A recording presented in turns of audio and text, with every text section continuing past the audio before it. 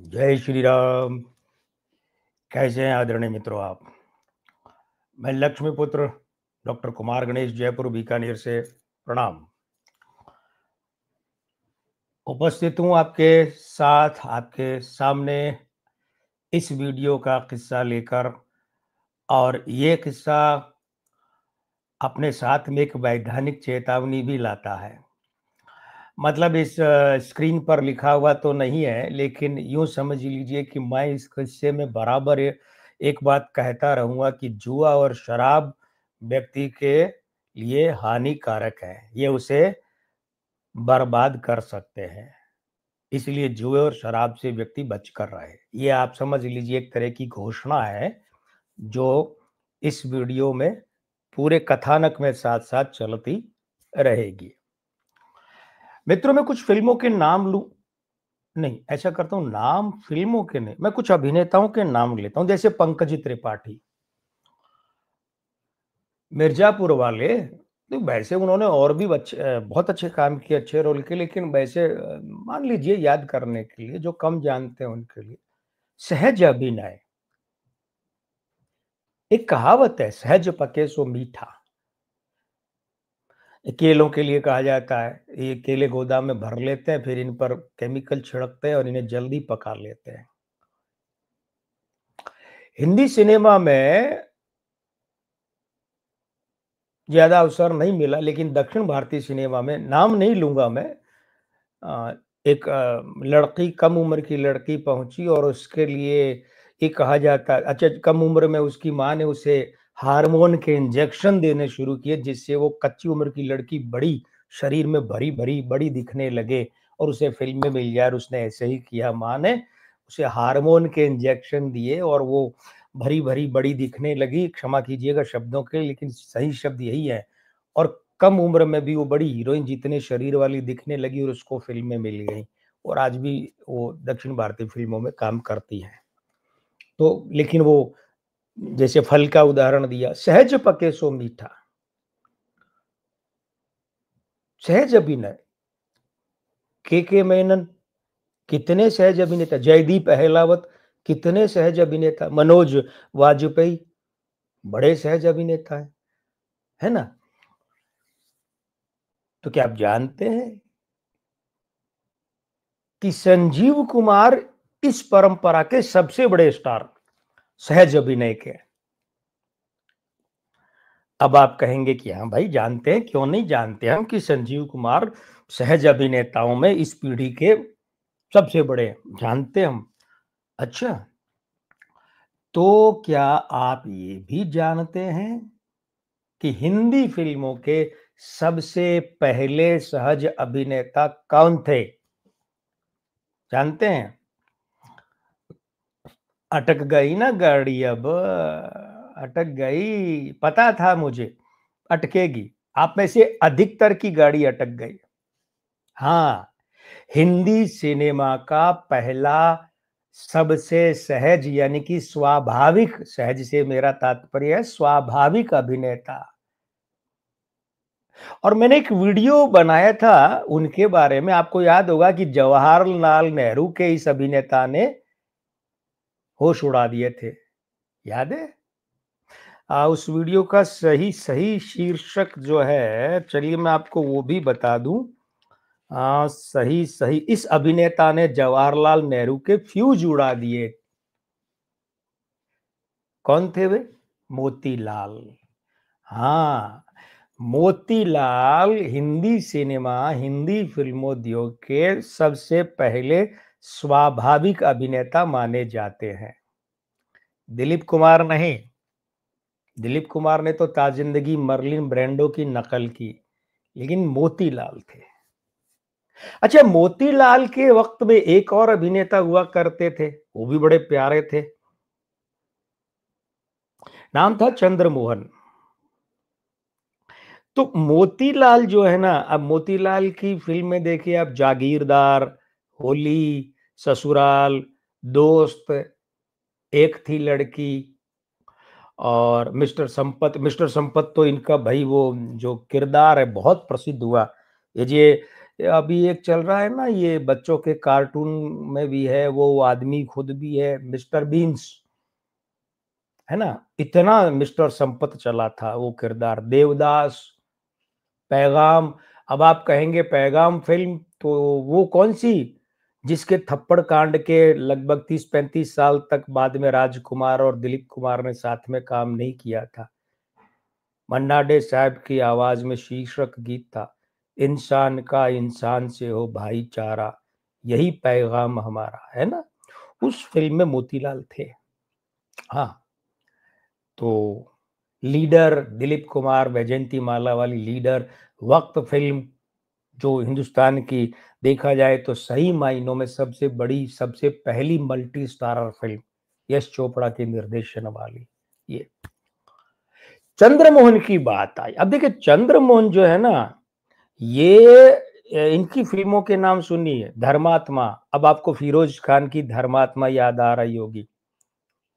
पुकार, अब आपको रणधीर कपूर, अमिताभ बच्चन की रमेश बहल वाली पुकार याद आ रही होगी जो गोवा की आज़ादी पर आधारित थी।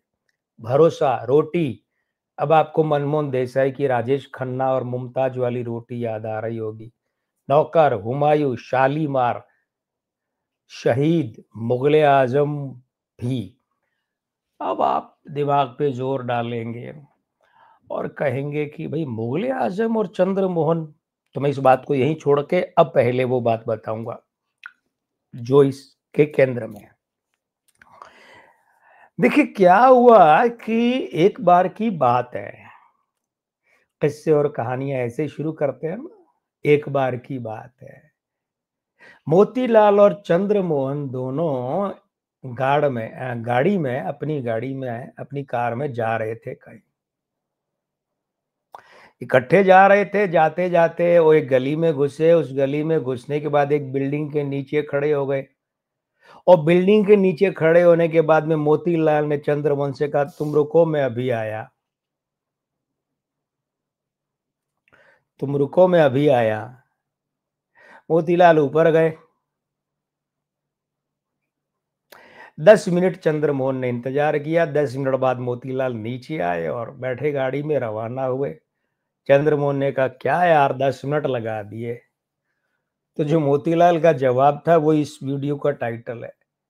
बोले यार जुए में 15,000 रुपए हारने में 10 मिनट तो लगते हैं साहिबान। मैं 75 साल पहले की बात कर रहा हूं, 75 भी नहीं, 76-77 साल पहले की बात कर रहा हूं मैं।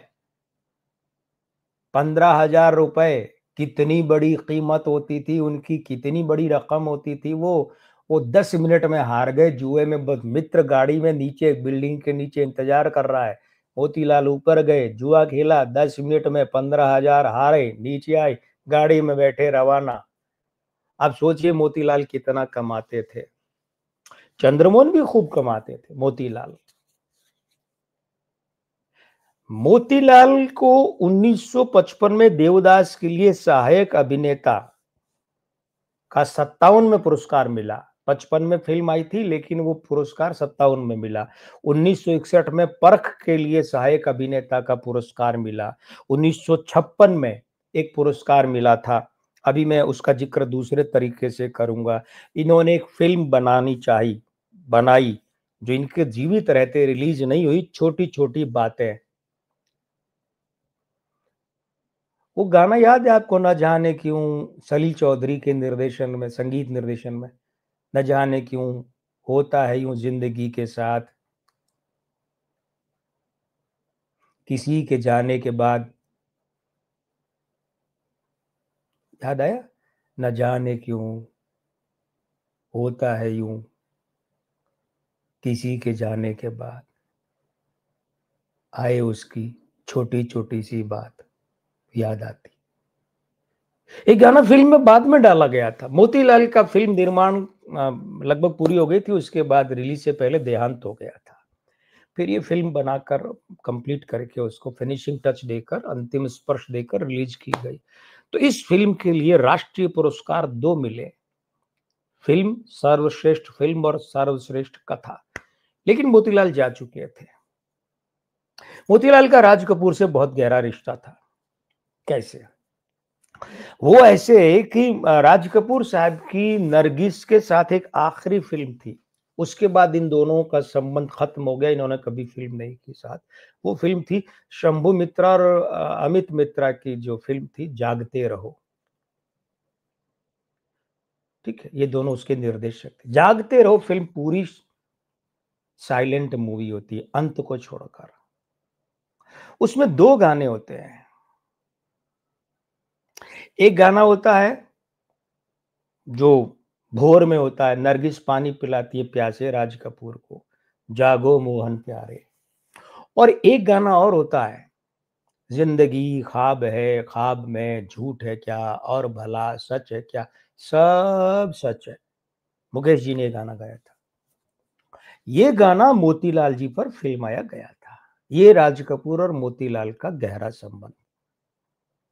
तो इसके लिए आप देखिए जागते रहो, ये 1956 की फ़िल्म थी। अब आप ध्यान दीजिए मैं उस पर आ जाऊँ, फिर मोतीलाल पर आऊँ। चंद्रमोहन का मुग़ल-ए आज़म से क्या रिश्ता था? चंद्रमोहन का मुग़ल-ए आज़म से रिश्ता ये था कि पहले चंद्रमोहन को ही सलीम के रूप में लिया गया था और नरगिस थी वहाँ अनारकली के रूप में। हुँ। लेकिन 10 रील बनने के बाद चंद्रमोहन का देहांत हो गया। 1950 में शुरू हो गई थी मुग़ल-ए आज़म, फिर चंद्रमोहन का देहांत हो गया तो 10 रील बहुत बड़ी बात होती है। 10 रील बनने के बाद वो प्रोजेक्ट ड्रॉप किया गया, फिर नई कास्ट के साथ, नए कलाकारों के साथ नरगिस की जगह मधुबाला और चंद्रमोहन की जगह दिलीप कुमार को लेकर फ़िल्म बनाई गई। चंद्रमोहन के मरने का कारण भी देखिए वैसे तो ठीक है ईश्वर ने जब जिसकी मृत्यु लिखी है वो तब उस मृत्यु को प्राप्त होता है। लेकिन जो सांसारिक कारण है कि बहुत ज़्यादा शराब पीना और मोतीलाल का भी बहुत ज़्यादा शराब पीना। ये इतनी ज़्यादा जो शराब पी गई, वो शराब इन्हें पी गई। बड़े शानदार एक्टर थे, चंद्रमोहन भी और मोतीलाल भी। शराब बहुतों को ली गई साहब, मदन मोहन जैसे मीठे संगीतकार, जब उनका देहांत हुआ शराब के कारण से बहुत कम उम्र में, तो शायद ये नौशाद साहब ने कहा था, जहाँ तक मुझे याद है, लेकिन थे वो कोई बहुत बड़े संगीतकार, शायद नौशाद, उन्होंने कहा था कि